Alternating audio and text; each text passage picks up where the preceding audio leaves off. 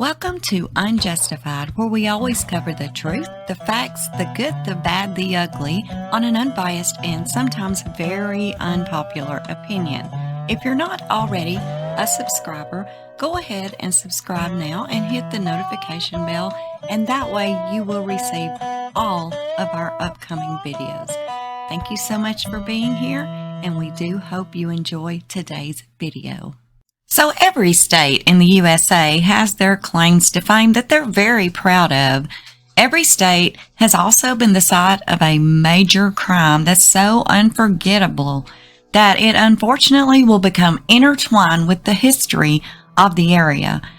Whether it was like the Golden State Killer who stalked victims in California, or even the Honolulu Strangler who terrified the beaches of Hawaii, all the way to unsolved cases that has dated back more than probably a century ago to the most high-profile court cases of the last few decades. Okay, here is some of the most notorious crimes from each state in the United States of America. And of course, it's going to start with Alabama. A. This is the 16th Street Baptist Church bombing of 1963. Now, even though I am from Alabama, this is way before my time, as well as it still is a dark cloud, and it's horrific. It's unbelievable that it even happened, but unfortunately it did. This was a terrorist attack, and this was done on a church. It's still most notorious in Alabama history for its senselessness, as well as how long justice was delayed. This bombing killed 4 people. 3 of them were 14-year-old girls and an 11-year-old girl, and it injured more than 20 others. A funeral for 3 of these 4 girls was attended by Reverend Dr. Martin Luther King Jr., who delivered a speech during the proceedings. And despite the high-profile nature of this crime, the FBI ended the investigation after 2 years, and they blocked any impeding prosecution. The case was not even reopened until the 1970s. The first conviction occurred in 1977. Robert Chambliss was sentenced to life in prison.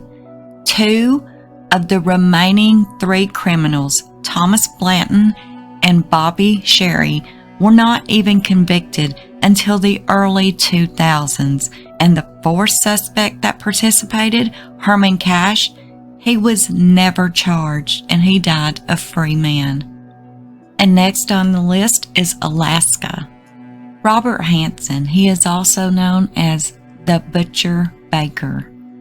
Robert Hansen is a serial killer. He preyed on women in the Anchorage area throughout the 1970s and the early 80s. He killed at least 17 women, and he admitted to R-ing at least 30 more. His nickname comes from his profession as a professional baker. He mainly targeted prostitutes because they were harder to track and less likely to be missed. And he would often abduct them and release them out into the wilderness only to hunt them down with a rifle as they tried to flee. He was sentenced to 461 years, and he died in 2014 at the age of 75. Next, we go to Arizona. As if this face needs any introduction for most people, this is Jodi Arias. Now, we all know that there is killers with higher body counts from Arizona, but notoriety doesn't hold a candle to that of Jodi Arias. Jodi killed her boyfriend, Travis Alexander, in cold blood and tried to convince a jury that this horrific crime was in self-defense, despite the overkill and clear signs of premeditation. Now, this case got a ton of media attention and is most likely due to the fact that Jodi was actually a very attractive young lady. Not the typical defendant one pictures with such a brutal crime. And for the graphic details about her sex life that unfolded during the trial. Next, we go to Arkansas, and we come to the West Memphis 3, the murders of Stephen Branch, Christopher Byers, and James Moore. In 1994, 3 teens were convicted for murdering 3 young boys in West Memphis, Arkansas, with the prosecution asserting that the killings were part of a satanic ritual. The 3 defendants, Damian Eccles, Jesse Miskelly, and Jason Baldwin, say that they were targeted because they were misfits who enjoyed heavy metal music. The trial and the conviction of the West Memphis 3 drew national attention. Celebrities like Johnny Depp and Eddie Vedder advocating for their exoneration. But in 2010, the 3 were allowed to enter an Alford plea, which allowed them to assert their innocence while acknowledging there is sufficient evidence to convict them. A judge released them after serving 18 years in jail. The real killers have never been caught. Next, we have California. Here we have the Golden State Killer, aka the original Night Stalker, and the East Area R. Now, granted, California has a lot. It was kind of hard to decide which could be considered the most horrific, since that they're all horrific. I mean, there's many of them, even some of them unsolved, like the Zodiac Killer case, and there's also the Manson family murders. But also in California, we also have the case of the Black Dahlia. Now, this is the most famous unsolved case of all time. Also in California, you have the very, very controversial case of the Menendez brothers. We could go on and on all day with California. However, I think that the Golden State Killer would be the best one to talk about here because of the nature of his crimes and how long that he was successfully able to evade capture. Now, it wasn't until DNA technology was advanced enough that California investigators discovered the same serial R who terrorized Northern California in the 70s. He had moved south and escalated to murder, taking the lives of at least 13. The Golden State Killer seemed motivated by inflicting complete terror over his victims. Mostly he would just target and he would subdue and restrain the men while he assaulted their wife or girlfriend. Survivors would often receive prank calls later so the attacker could reignite the terror and he could feed off of it. Very, very sadistic man. Not to mention, he was also a police officer. On April the 25th of 2018, police announced that they had arrested Joseph James D'Angelo. His DNA matched samples found at the crime scenes. Next, we go to Colorado. And of course, we have the horrific murders. Family annihilator Chris Watts, who single-handedly took the lives of his wife and 2 young daughters. His motive, as we know it, was to start a new life with his mistress, Nicole Kassinger. This crime is absolutely horrific. Although we talk extensively about this crime on my channel, we are going to go to another crime in Colorado that is horrifically horrible and still unsolved until this day. The murder of 6-year-old John Benet Ramsey. We will probably never have the answers as to what happened to this beautiful 6-year-old pageant princess.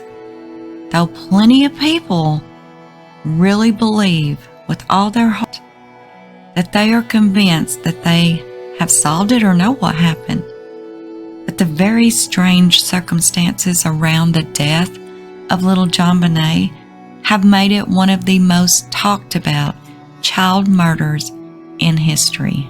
Next, we go to Connecticut, where the absolutely horrific, heartbreaking crime of the Sandy Hook Massacre occurred.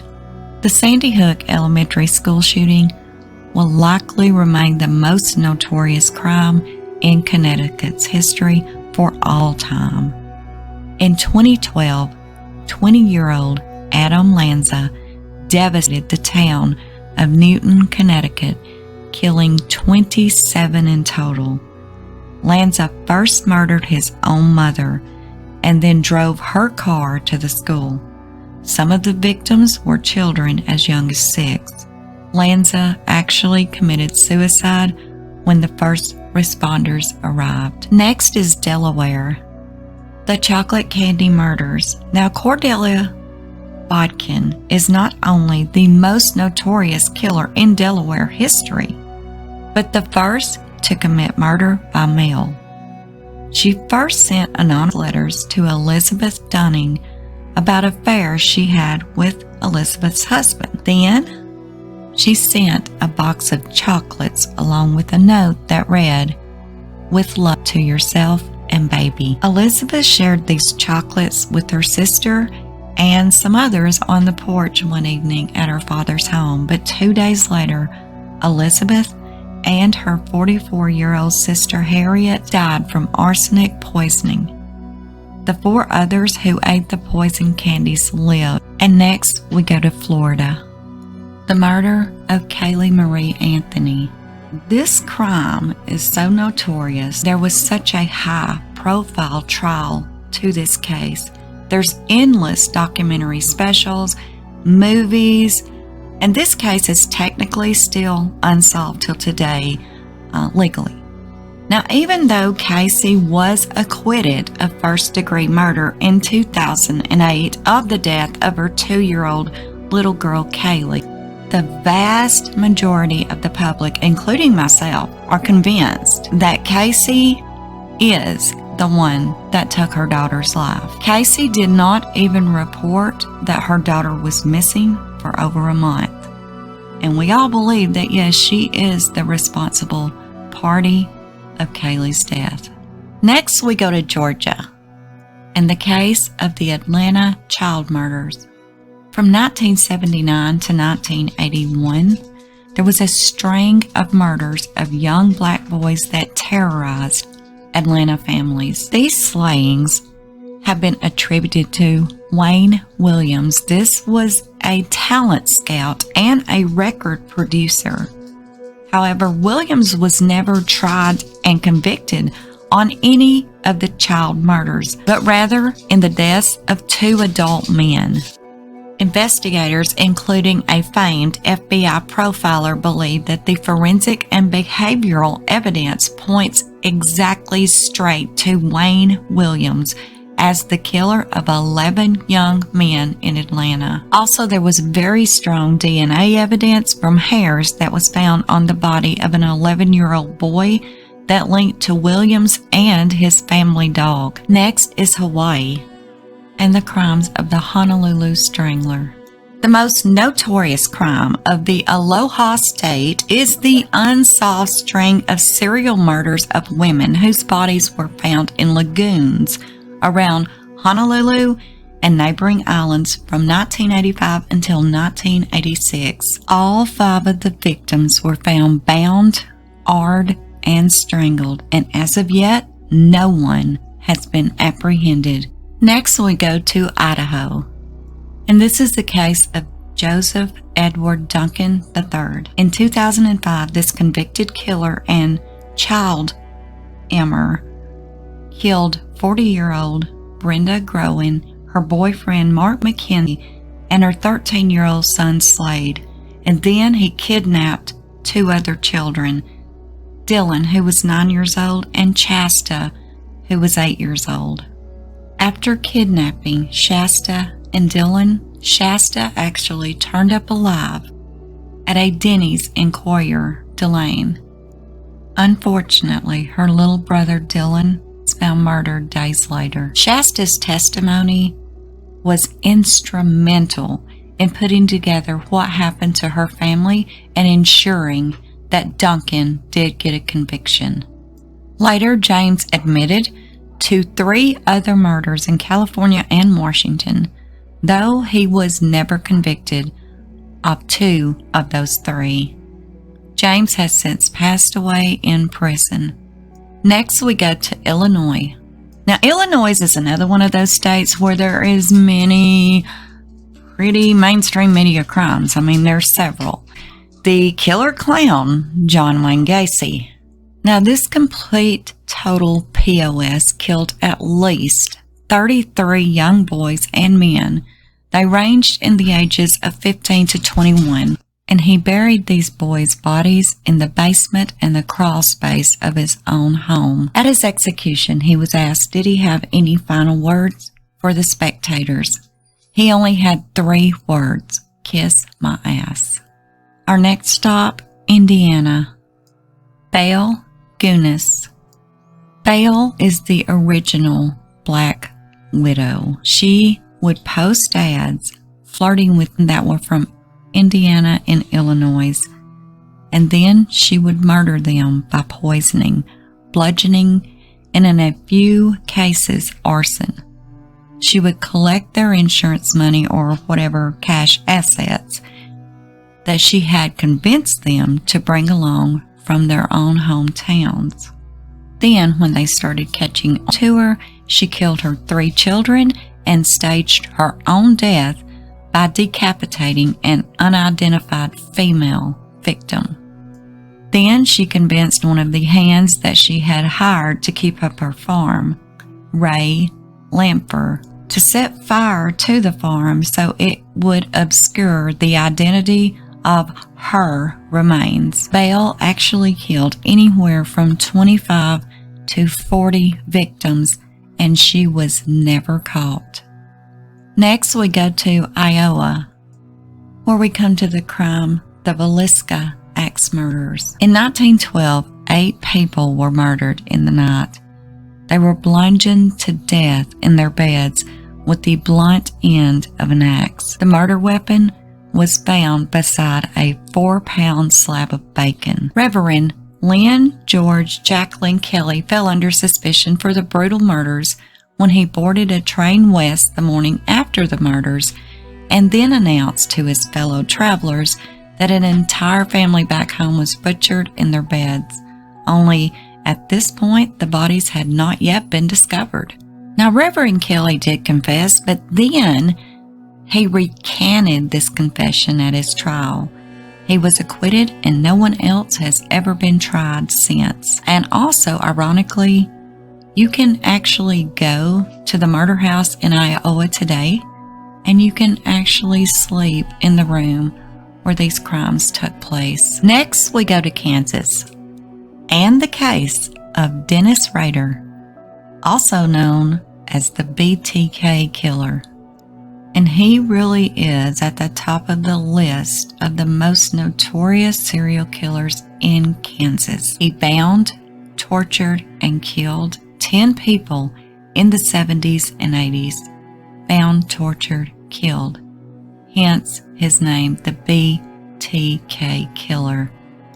And honestly, he probably would have gotten away with it all too. But he continued to taunt the police, and they traced one of his packages to the church where he worked. See, Dennis was another one of those notorious killers that no one would have ever thought was him because he was such a great family guy and a very great dad. Next, we go to Kentucky and to the case of the Standard Gravure shootings.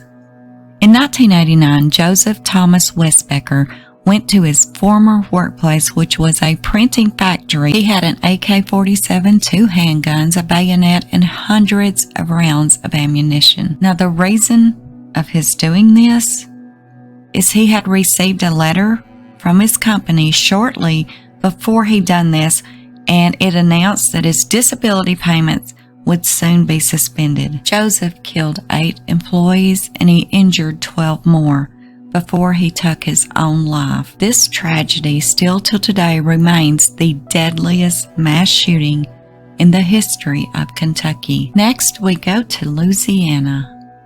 And to the case, the Axeman of New Orleans. Although it's been like 100 years since he struck, the Axeman of New Orleans is still the most notorious killer from Louisiana.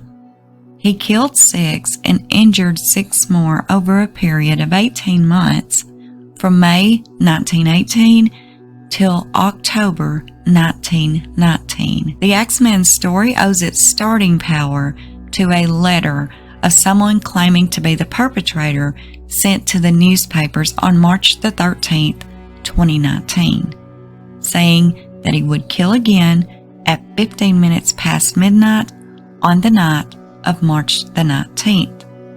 But households who played jazz music at that time would live to see another day. He said in the letter, "I am very fond of jazz music, and I swear by all the devils in the nether regions that every person shall be spared in whose home a jazz band is in full swing at the time I have just mentioned. If everyone has a jazz band going, well then, so much the better for you people. One thing certain, and that is that some of your people who do not jazz it out on that specific Tuesday night, if there is any, will get the axe." And next on the list is Maine, where we come to the crime, the North Pond Hermit. Now, Maine also has its share of murderers, but to be honest, probably the most intriguing criminal in this state's history has got to be Chris Knight.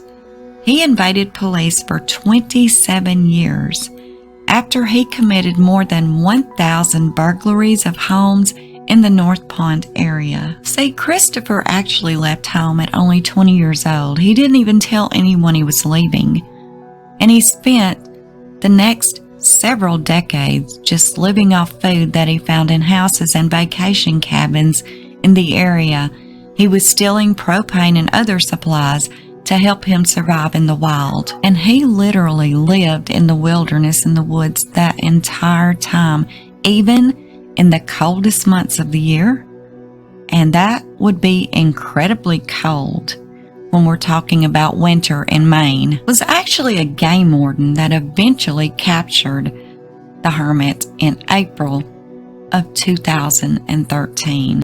Christopher was sentenced to 7 months in jail, and the majority of which he had served while he was awaiting his sentencing.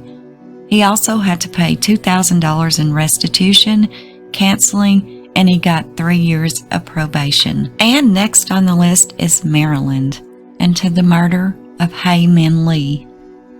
Now, Baltimore holds the record of having some of the most murders per capita of any city in the United States. It can be hard to choose just one crime in the state of Maryland out of such a huge pool of crimes. Adnan Syed was convicted in 1999 for the murder of his ex-girlfriend, Hae Min Lee.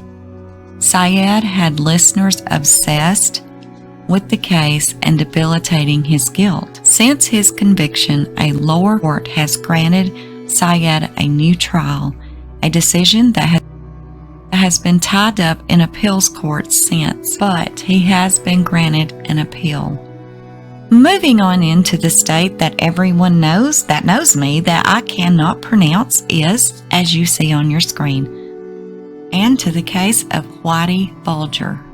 James Joseph Bulger, also known as Whitey, is one of the most notorious gangsters, hitmen, and rats in mobster history. He evaded police for 16 years until a neighbor in Santa Monica, California recognized him and went on to help federal agents to take him down. He was tried and convicted for racketeering in 2013, and he was imprisoned first in Florida, then in Oklahoma, and finally in West Virginia. Shortly after his transfer to FCI Hazleton, this 89-year-old gangster was found beaten to death. His eyes were gouged out and his tongue was nearly severed completely off. This was a clear mob hit, and it was fueled by Bulger's longtime role as an informant. Next on the list is Michigan. and to the disappearance of Jimmy Hoffa. In 1975, labor Teamsters leader Jimmy Hoffa vanished from a parking lot restaurant in Bloomfield Township, where he told others that he had a meeting with two very prominent mafia leaders. Jimmy Hoffa had been involved in organized crime for many, many years, and he is presumed dead. The speculation as to what happened has kept him alive in true crime junkies' memories for all of these years, with the main theory for many years holding that he was buried underneath the Giants Stadium in New Jersey. However, in 2010, the football stadium was demolished and the FBI did search for any human remains, of which none were found, so that theory can now be put to rest. It is still unknown what happened to Jimmy Hoffa. Next, we go to Minnesota with the murder of 11-year-old Jacob Wetterling. The abduction of 11-year-old Jacob was a mystery for nearly 30 years until his killer, Danny James Heinrich, led authorities to where he left him as part of a plea bargain. He is also responsible for abducting and SAing at least one other boy, Jared Sherrill. As part of the agreement, he was not tried for Jacob's murder, and the statute of limitations for his assault on Jared had already expired. So he was actually charged or convicted for neither boy's murder. However, he was sentenced to 20 years in federal prison for possession of child pornography. But the judge made it very clear during the trial that it was really about Jacob. Next up, Mississippi, and to the murder of Emmett Till. This is one of the most horrific and saddest cases that I can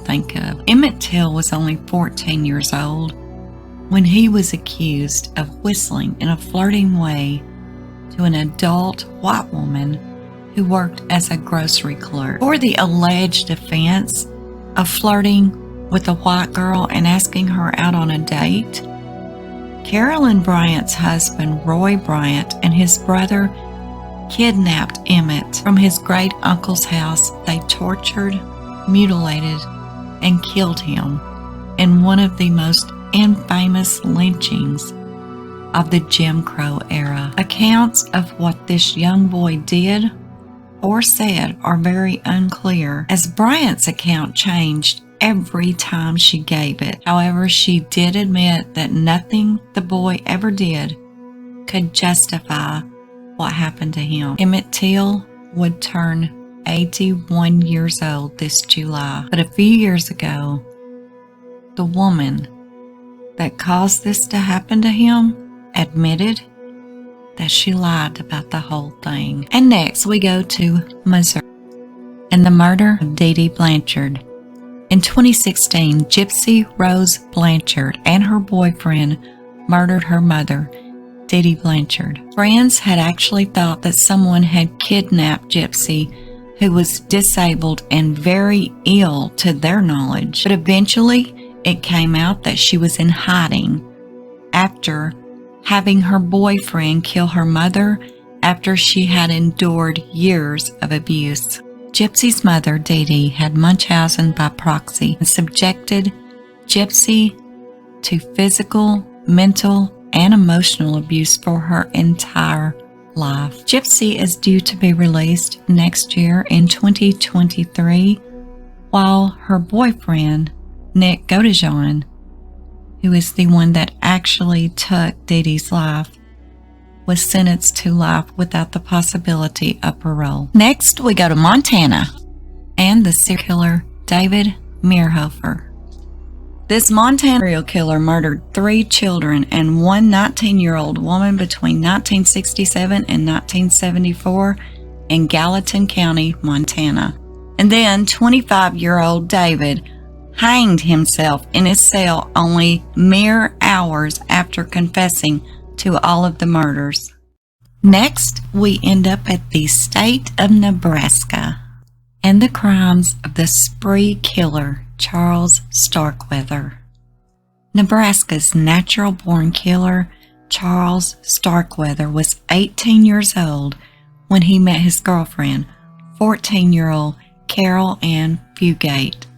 2 years later, these two would embark on a 2-month murder spree throughout Nebraska and Wyoming, killing a total of 11 people.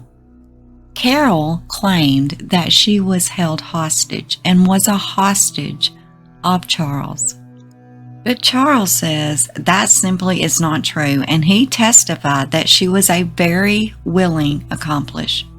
The first 3 that were murdered by these two in the very beginning was Carol's mother, father, and baby sister. For his crimes, Charles Starkweather was put to death in the Nebraska State Penitentiary's electric chair in 1959. And here a quote from Charles Starkweather: "The more I look at people, the more I hated them." And over on the right, you will see the extended version of this quote, and his nickname was a Little Red because he had very, very flaming red hair. The crimes of Charles and Carol inspired so many books, and there's even music that is inspired by these two. Film Badland that starred Martin Sheen and Sissy Spacek, as well as Bruce Springsteen's 1982 song, Nebraska. And most notably, and probably most well known, is the movie Natural Born Killers. Mickey and Mallory, they are inspired by Charles and Carol as well.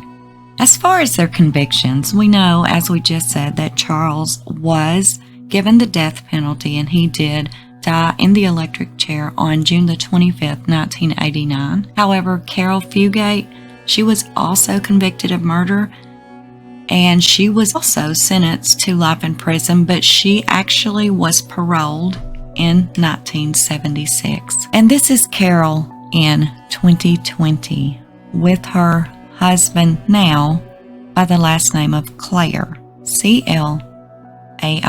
But Carol actually to get a full pardon in 2020 for her felonious crimes back in the 1950s. That pardon was absolutely denied. Next up is Navada, where we come to the murder of the very famous rapper Tupac Shakur. After attending a boxing match at the MGM Grand on September the 7th, 1996, Tupac was gunned down while riding in a Cadillac with Death Row Records CEO Suge Knight. And then 6 days later, on September the 13th, 1996, Tupac died of his injuries.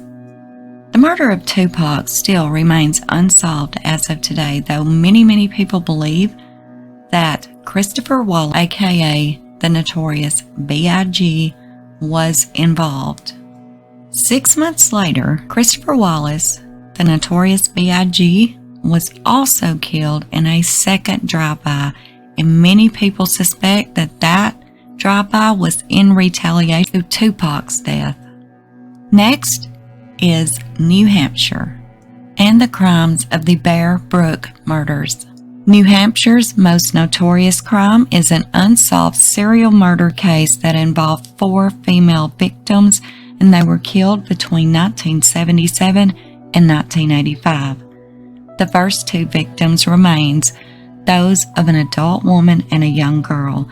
These remains were found in a 55-gallon metal drum by a hunter on November the 10th, 1985. 2 more girls were discovered in a second metal drum. All are believed to have died by blunt force trauma. Though this case is not officially solved, authorities believe that Robert Evans, aka Terry Pender, was responsible for all 4 deaths.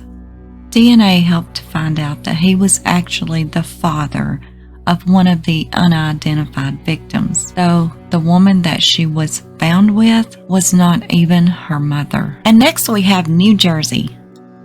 And then we have the Lindbergh baby, the kidnapping and murder. This is New Jersey's most notorious crime. It was the kidnapping of the 18-month-old son of aviator Charles Lindbergh and his wife Anne on the evening of March the 1st, 1932. Little Charles Jr.'s body was found over 2 months later on May the 12th, less than 5 miles from the Lindberghs' home. A medical examination determined that he had died from a massive skull fracture. They believe it possibly occurred when the boy was drugged as he was being carried down a ladder from his second-floor bedroom. Ransom money that was paid to the perpetrator led the police to Bruno Hauptmann, and this trial was dubbed the trial of the century by the newspapers. Now, even though he received an offer to commute his death sentence to life in prison in exchange for his confession, he refused, saying he was innocent, and he was put to death in the electric chair, still professing his innocence. And next up, we have New Mexico. And here we have the murder of Gurley Chu Hassenkopf. Malaysian-born Gurley Chu's husband, Diazan Hassenkopf, who was born Armand Chavez. He claimed to be a surgeon and he sold fake cancer treatments, but that wasn't his very most heinous crime whatsoever. Okay, Gurley Chu, the two on the left, that is his wife. Okay, the lady on the far right that shared interest with him in UFOs and conspiracy theories. So these two together plotted to get rid of Gurley so they could be together. Now, sadly, Gurley's body has never been recovered. However, significant blood and forensic evidence ensures that her killers will spend the rest of their lives in jail. Next, we have New York and the notorious case of David Berkowitz, aka the Son of Sam.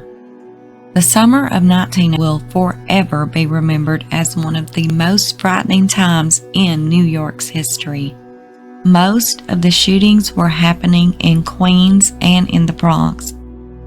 All of them were with a .44 caliber revolver. The terror increased when the killer began leaving notes claiming to be the Son of Sam, a demon compelling him to kill. When he was finally captured, he told police that his neighbor's dog, named Sam, was possessed by a demon and he was Sam's servant. However, this appears to have just been a plot for him to get an insanity plea, and he later recanted that part of his story and admitted that his killings were driven by a desire to get revenge on a world that he felt had rejected him. And next up is North Carolina, where we have the crime of the Lawson family Christmas Day massacre. On Christmas Day in 1929, tobacco farmer Charlie Lawson murdered his wife and 6 of his 7 children. The only survivor was his oldest son, 16-year-old Arthur, who he had sent on an errand just before committing the crime.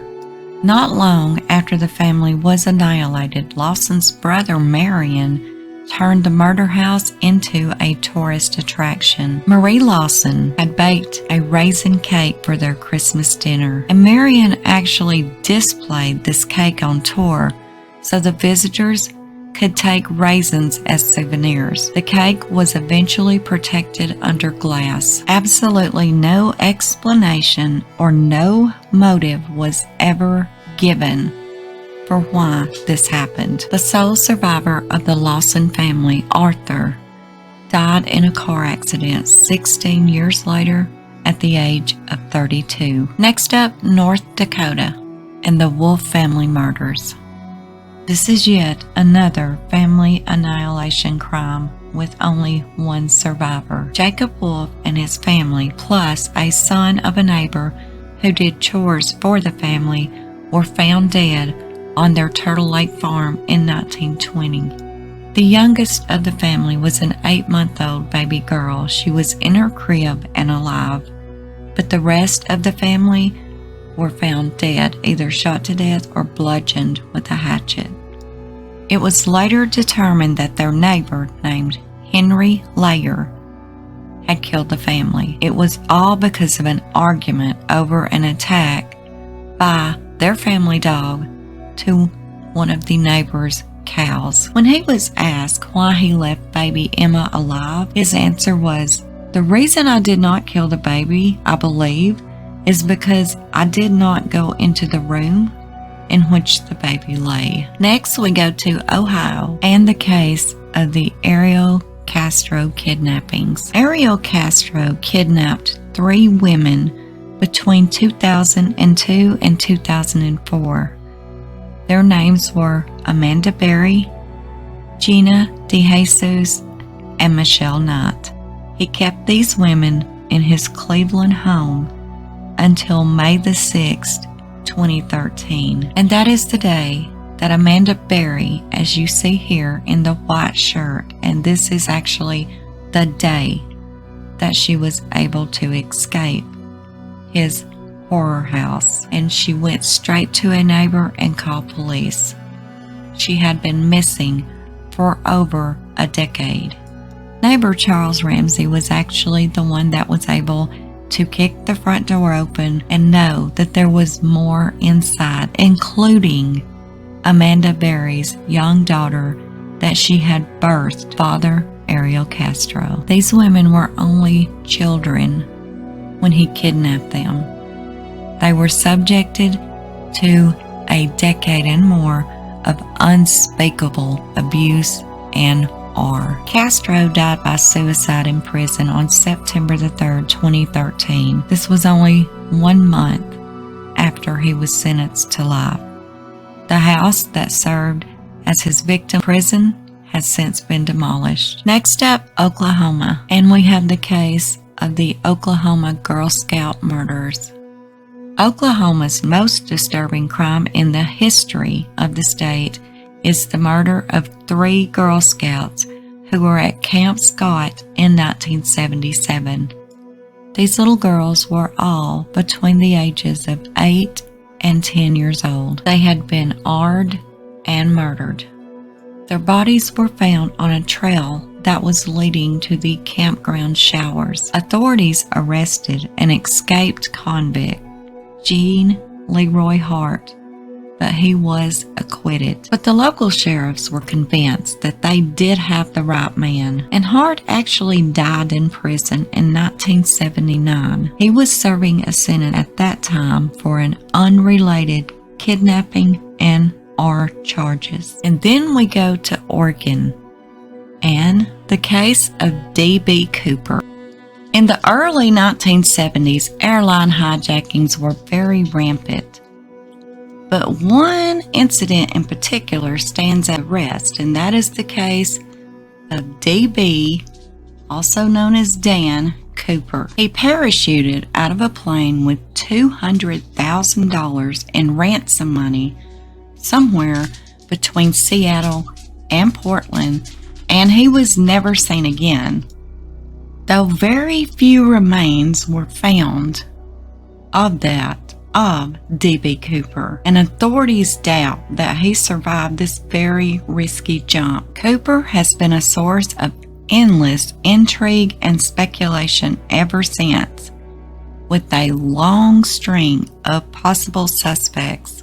Next, we have Pennsylvania and the case of the Angel of Death, Charles Cullen. This nurse has one of the highest body counts in state history. He has more than 30 confirmed, but there's high evidence that he possibly has 400 plus murders. Now, even though Charles claimed that he was helping to end the suffering of terminal patients, hospital personnel and families described that many of the victims were getting much better when Cullen ended their lives. And then we have Rhode Island and the case of Craig Price, who is known as Warwick Slasher. Between the ages of 13 and 15, Craig Price killed 4 females, and due to his youth, he was tried as a minor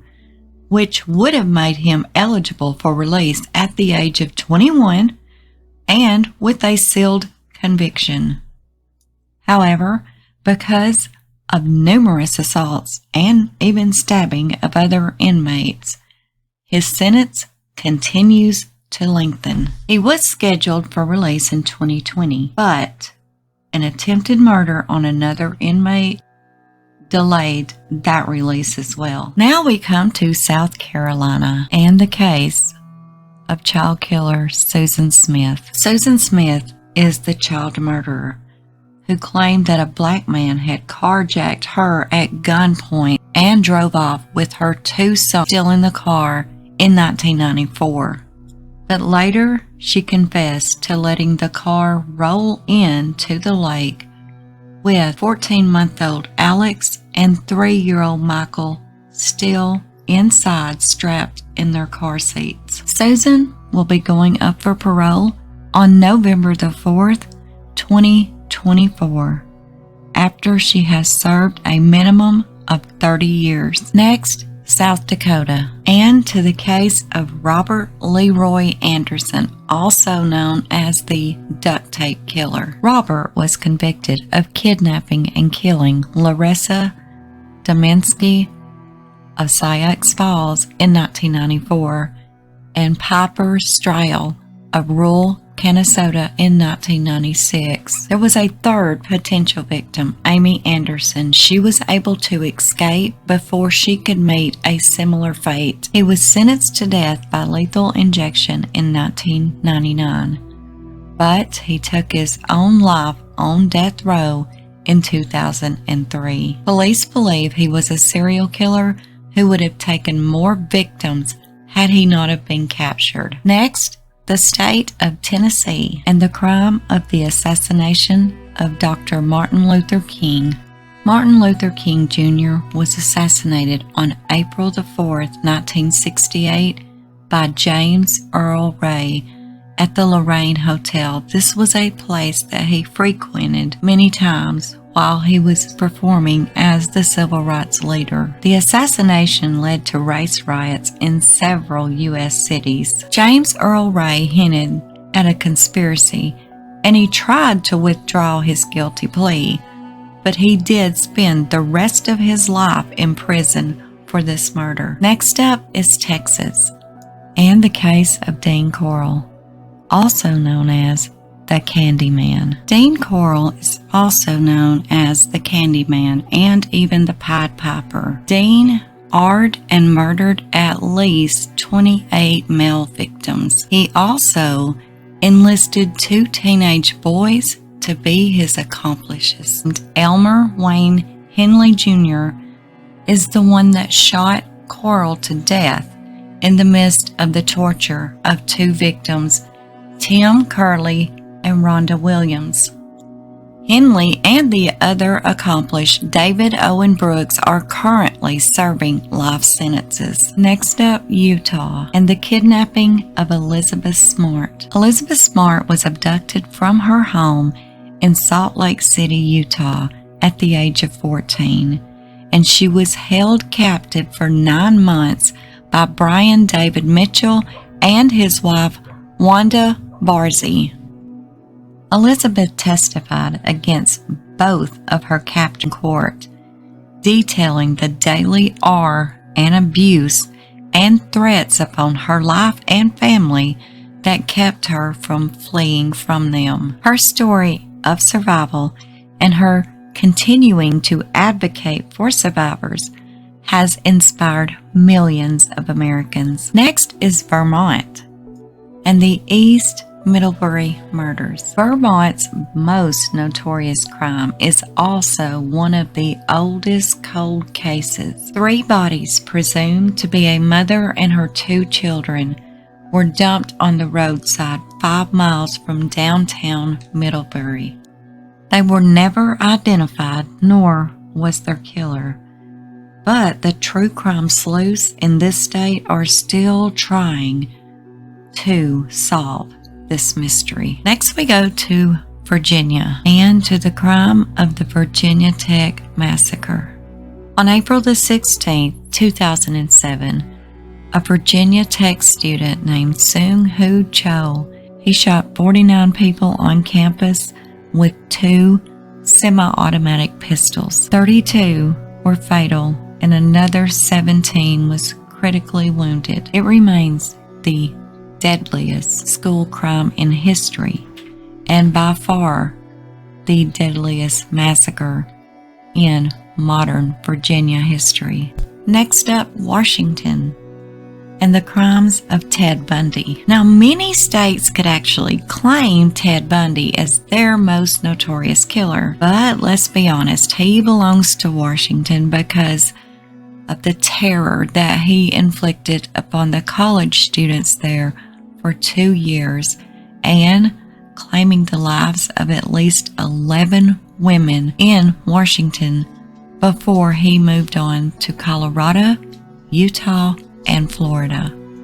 Ted Bundy was executed by the state of Florida over 30 years ago, yet he still remains one of the most intriguing serial killers of all time. And next, it's the state of West Virginia, where we have the absolutely heartbreaking crime of Skylar Neese. In 2012, 16-year-old Skylar Neese snuck out of her home and she just disappeared. And 6 months later, her body was found. You see, 2 of her best friends decided between each other that they didn't like Skylar anymore. So they set up a plan and they plotted and executed her. Sheila Edie pleaded guilty to first-degree murder and was sentenced to life in prison with the possibility of parole after 15 years. Rachel Show also pled guilty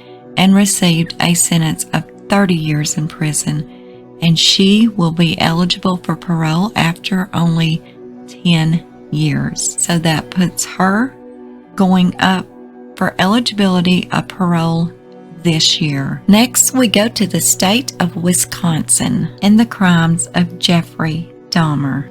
Wisconsin's most notorious killer not only AR'd, murdered, and even dismembered his male victims, he also committed acts of cannibalism and necrophilia. Dahmer was finally captured when his last victim, 32-year-old Tracy Edwards, was able to escape, and he led police straight to Dahmer's apartment. Sadly, they could have caught Dahmer much earlier when 14-year-old Conorick managed to escape, and 3 women tried to help him, but Dahmer convinced the police that him and the kid was romantically involved and that they had a minor domestic dispute. Dahmer killed him and at least 4 others before he was caught. In 1994, fellow inmate Christopher Scarver beat Dahmer to death inside of a prison bathroom. And next is Wyoming and the murder of Matthew Shepard. Matthew was a student at the University of Wyoming. Matthew was beaten, tortured, and left to die on a fence on the night of October the 6th, 1998, and he died 6 days later of his injuries.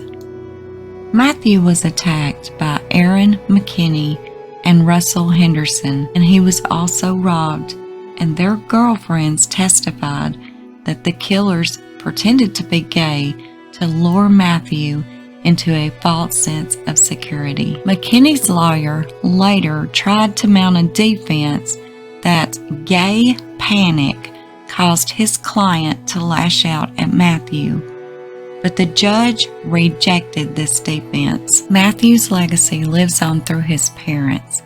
They have been devout activists for gay rights, victims' rights, and hate crime legislation since their son's death. In 2009, President Obama signed into law the Matthew Shepard and James Baird Jr. Hate Crimes Prevention Act. Matthew's parents, Dennis and Judy, were present. So there you go, guys. There is your most notorious, bizarre cases for each state in the United States. Did you hear a case that you had never heard of before? Is there one that you might be wanting to Google, learn more about, or just deep dive into more? We had to kick off our serial killer by states, and so I thought this was a really good way to do it.